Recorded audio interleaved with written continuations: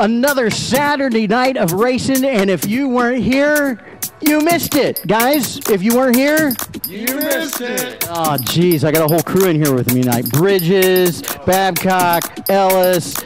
They're all in here with me, but we'll go over because it was an exciting night of racing, guys, and it started out with the rookie trucks. So, you know, the young man picking up right where he left off, Mellon Jr., Chad Chastain putting it up front out of Alva, and then finishing second was James D'Elia III, Tricycle Jr., we love to call him. What part of, yeah, what is he? Little dog. Little dog and big dog racing, right, guys?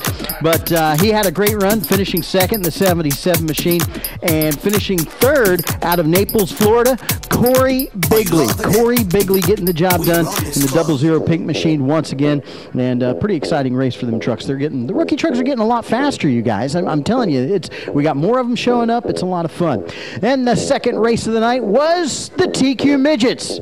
Coming out on top, Chris Gimler picking up right where he left off in the 51 machine, and finishing second, Rob the Cowboy Kohler. He always does a good job behind the wheel, right?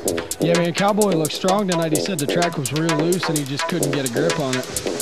Definitely, he comes out here strong every weekend. And finishing third, Jamie Barnum. Chris Bridges, you watched that. Barnum put on one heck of a show for coming back for third, right? Yes, he did. I thought he was going to get him. It looked like he just ran out of time.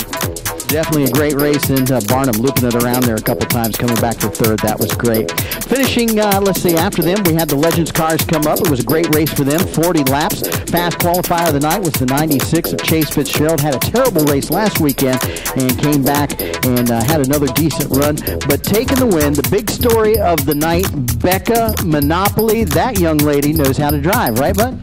That's right. She's real fast out there. Looks good every week. That's all I really got to say about that. And these Pro 4 drivers and Road Warrior drivers are a few words, but anyway, we'll get behind that. But Becca Monopoly, great run for her in the 59X. Finishing second, Seth Adams couldn't hang on to it anymore. The young lady got by him, and finishing third. Good to see Devin McLeod back out the track. Maybe he'll show up with his open wheel modified or his super late model. That would be pretty cool, right, Phil? Yeah, man, he's got, I've seen that kid drive so many different cars in the last probably year. He was out here with a Sportsman last year too, I believe, and he looked real good out here last year in that Sportsman, and something broke 2 or 3 laps into the race and cost him the win. Well, we'll have to keep our eyes peeled for that young man. He's getting the job done this year, racing all over the place. After that, had a brief intermission. We got right back to the action with the street stocks. They were back for some great racing action and coming out on top. It was no surprise when he took the lead finally. And Ballpeen Ryan Panco's coming home the winner. Chris, you were watching that one. That was a great show. Yes, it was. He's back to his ways. I know he had a couple of races that we weren't sure with the new tires, but it looks like he's back in good shape. Definitely pretty cool. Coming in second, Richard Nelson was knocking on the back door the whole time, and finishing third out of Bradenton, Dave Bowman finally's got that car hooked up. Got a good third place finish. I like it when the Bradenton guys come down here and put a whooping on some of our guys. Well, you know, Chris and I had a talk today. We were driving up to Bradenton, and we talked about a lot of these guys adjusted from good years to Hoosiers, and you know, we've all adjusted ourselves too, and I just didn't know if Pancos didn't have the adjustment to that, or you know, a lot of people didn't know how to adjust to him, but these guys got it now, and you know, it's good to see Bowman come out, man. He's had some tough breaks the last few weeks, but he's got it now, man. He's looking real good.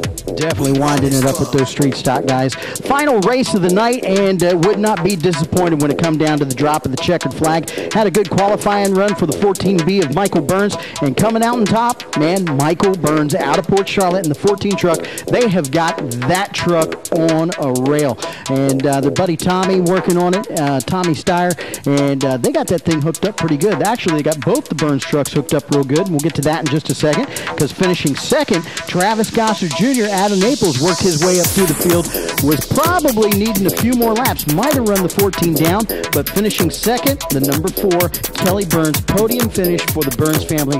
Always good to see them up on top, right, guys? That's right. Tommy Steyer's a man when it comes to setting those trucks up. And I tell you what, the trucks were exciting tonight. I want to say congratulations to all our drivers and all of our fans that come out to the track week in and week out. Yeah, a little bit of an extended race wrap up, but that's okay. Maybe we'll have. It's nice to have fun and have you guys come in here and join us every once in a while. We appreciate it, guys. Thanks for having us. Yeah, anytime, man. Yep, thank you. drivers of few words. They're so much better behind the wheel. Hey, it was a Saturday night full of racing. If you weren't here, you missed it. But we're going to do it again next Saturday night. The super late models are back at the Punta Gorda Speedway.